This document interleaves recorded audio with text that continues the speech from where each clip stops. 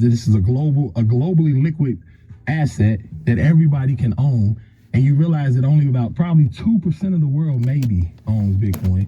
And what happens as, you know, just like in the dope game, what happens when there's so little supply but a whole lot of demand? What happens to the price? Right?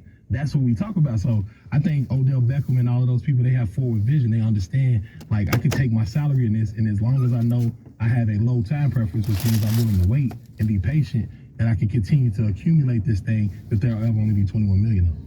My problem with, and not my problem, it's just why I haven't really sold into Bitcoin like I did other investments, is there's so many coins out there. There's so many forms of cryptocurrency, right? Right. How do people get the value of those currencies, right? At one time, I know Jim Jones was talking about he had a cryptocurrency, and then Akon had a cryptocurrency. Acoin. And then there was some other celebrities, but how do you get the value of that cryptocurrency? But those are not Bitcoin. That's not, thank you. I said cryptocurrency. So here's the thing. That's what I'm saying. It's perfect that you're saying that, right? You're a real estate guy. A little bit. You might develop houses, right? A little bit. If a house could be developed on top of sand, right, and the foundation is raggedy, but if you look at the house, it looks beautiful.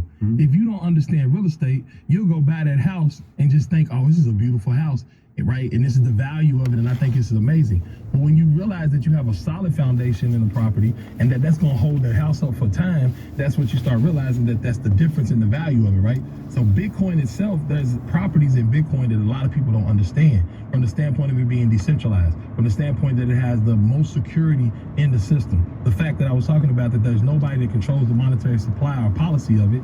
So therefore, that has a more solid foundation than a lot of these other currencies out here that are controlled by other people. They are centralized. Russia and Ukraine. You see what's happening. The people over in Russia and Ukraine are trying to figure out ways to get their wealth, or to be able to store their wealth and put it into something that they can get out of that country and have their wealth. They're not going to be able to pick the land up that they own. Their businesses might get bombed, right? All the assets that are sitting in inventory might be gone, but this Bitcoin is globally liquid. So they can take their Bitcoin, billions of dollars worth of it, and go across the border and have it worth something somewhere else. I'm not against Bitcoin. I just like to ask a lot of questions. No, that's perfect. The same thing when I do real estate. I like to ask a lot of questions.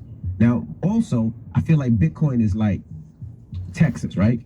Okay. Meaning it's the wild, wild west, right? Okay. Like real estate in Texas, you can build as damn near as high as you want. You can do things that you can't do in Jersey and New York. Right. But Bitcoin seems like it's no regulations and you do what you do. So what happens when the government decides to regulate it? Because right now, you can do whatever you want.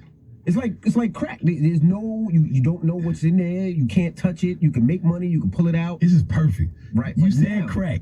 This is perfect, Envy. Because think about this. This is what people have to understand about decentralized systems.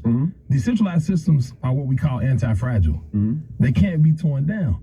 Think about it. The war on drugs never worked. Why? Because every time you took one kingpin off, another kingpin will come up in his space. Same thing is happening right now in the financial markets. What's going on is Bitcoin is a centralized protocol that can't get shut down. The government can't shut it down. If you go look at China, if you go look at Nigeria, right? When they try to shut it down in Nigeria, the government said, no more, we can't do it anymore. The price of Bitcoin skyrocketed over and was 30% more than here because people just started going to the street and selling it in the street. Do you think this is going to replace real money at some point, and even like credit cards? How do you see Bitcoin and cryptocurrency evolving? It is, though.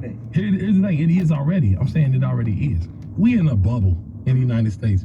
We got the global reserve currency. So we always feel like everything's good. We don't know what's in there, though. But do you understand, like in Russia, I keep saying this because this is right now. This is like immediate. In Russia right now, these people are going to have to move to something different because the rubles are nothing, which means the inflation's crazy. As rubles keep dropping, everything they buying is crazy. So they got to store their purchasing power in something. And so immediately they can move to another system and be able to continue to transact that is globally liquid and that has nothing to do with their own economics in their individual country. It happened in Nigeria. That's what I was saying. In Nigeria, those people are transacting in it. In Argentina, where they've lost value in their currency 4 times in the last generation, those people are using it for currency. Here we just, we try to figure out how to make some more dollars. It ain't that powerful for us. For a lot of people, when it comes to Bitcoin, and maybe you can help people out, help myself out, right? So Bitcoin right now is going for how much? I don't know, 39. I don't watch the price. One Bitcoin is my price. Right. Yeah. Right. So now, let's say I go to a store and I want to buy a couch. And that couch is $3,000. Yeah. How do I use my one coin that's $32,000 to buy a couch? Do I get change? Is there half a Bitcoin? Yeah. How is Bitcoin set up? It's called a Satoshi, right?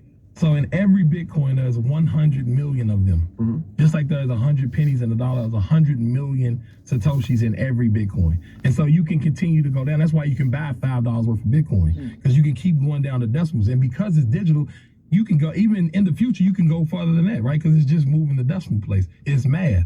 So it makes it very easy to continue to separate that out. And that's what's been happening, right? Most people get Satoshis. And as a matter of fact, that's part of me being on here. Like, I want to provide the people that are listening to this, I want to get like 10 people to be what we call Satoshi millionaires. Satoshi millionaires. I want to be one. Yeah. So I'm trying to get people, because the idea for us, especially for our community, is to try to encourage people to think long term, right? And to buy 1 million Satoshis is very obtainable, right? Right now, 1 million Satoshis is about $390. So $390, you can get 1 million Satoshis. But imagine in the future, as the Satoshis become more and more, a lot of people believe in the future, 100 Satoshis will equal $1, or 1 Satoshi will equal $1, right? If you get to that point, now this family that put 390 in, it could be 20 years from now, but now they have $1 million. Most black families don't have any money, right? The problem is most people don't know that, and that's why I asked. That's why I'm here. That's why he's here. Yeah.